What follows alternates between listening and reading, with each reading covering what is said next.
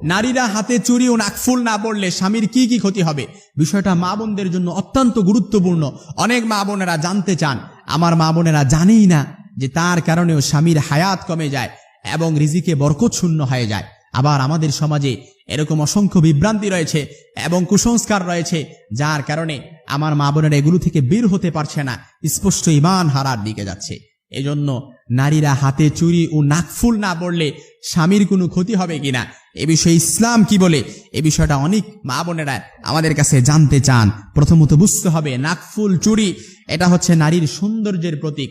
নারীর সৌন্দর্য বৃদ্ধি করে, নারী সৌন্দর্য বৃদ্ধি করবে, অর্নামেন্টস পরবে, অলংকার পরবে, সে সাজসজ্জা করবে, এতে ইসলাম কোনো বাধা দেয় না।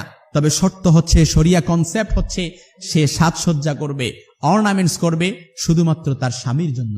রাসূল সাল্লাল্লাহু আলাইহি সাল্লামকে যখন প্রশ্ন করা হলো, আইয়ুন নিসাই খায়রুন, কোন নারী উত্তম, রাসূল তখন বললেন, আল্লাতী তাসুররুহু ইদা নাযারা, যে স্বামী অর্থাৎ যে মহিলা তার স্বামীকে আনন্দিত করে, অর্থাৎ যে নারীর দিকে তাকালে তার স্বামী মনের মধ্যে মনটা শীতল হয়ে যায়, মনটা আনন্দ পায়, মনে আনন্দ পায়, ওই স্ত্রী হচ্ছে সবচাইতে উত্তম। এজন্য আমার মা বোনেরা, আপনি নাকফুল পড়েন কোনো সমস্যা নাই, কিন্তু না পড়লে কোনো ক্ষতি হবে না, হবে কি না, এটা হচ্ছে প্রশ্ন। ইসলাম আপনাকে সাজসজ্জার ব্যাপারে কনসেপ্ট দিয়েছে, আপনি পরচুলা লাগাতে পারবেন না, এটা হারাম। ইসলাম আপনাকে সাজসজ্জার ব্যাপারে কনসেপ্ট দিয়েছে, আপনি ব্রু প্লাগ করতে পারবেন না, এটা হারাম। অনেকে ব্রু প্লাগ করে, মডেলিং করতে চায়, আধুনিকতা করতে চায়, এটা হারাম করে দিয়েছে।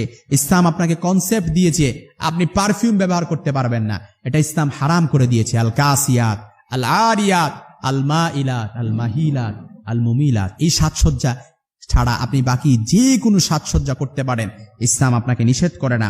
তারপরে বাজনাওয়ালা নুপুর পড়তে পারবেন না, অনেকে বাজনাওয়ালা নুপুর পড়ে, ইসলাম এটা নিষেধ করেছে। তারপর নখ বড় রাখা, শয়তানের মতো নখ রাখে, এরকম মা বোন মনে হয় আমাদের ঘরে নাই, মনে হয় অনেকে হাসতেছে, দেখছেন বাজনাওয়ালা দেখবেন, বাজনাওয়ালা নুপুর এবং কি নখ বড় রাখে, দেখবেন আজকেই দেখবেন আমার মা, আমার বোন, আমার ফুফু, আমার ভাতিজি এরকম আছে, অহরহ আছে।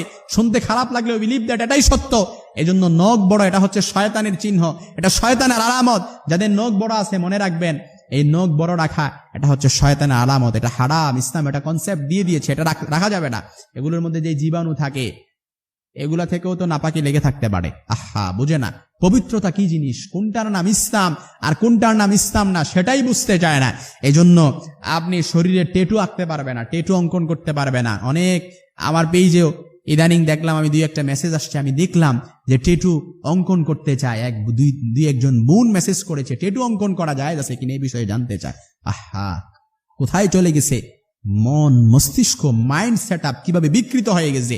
এই জন্য মনে রাখতে হবে, আপনি হাতে চুড়ি নাকফুল না পড়লে কোনো সমস্যা নেই, তবে অর্নামেন্টস পরবেন, সাজসজ্জা করবেন, এটা নারীর অলংকার, এটা নারীর সৌন্দর্য বৃদ্ধি করে, নারী তার স্বামীর সামনে নিজেকে রিপ্রেজেন্ট করবে, এটা ইসলাম চায়, এটা ইসলাম বাধা দেয় না। আমার মা বোনেরা যেন সহজেই তার স্বামীকে আনন্দিত করতে পারে এবং স্বামী স্ত্রীর সম্পর্কটা যেন মধুময় হয়। আল্লাহ তৌফিক দান করুক।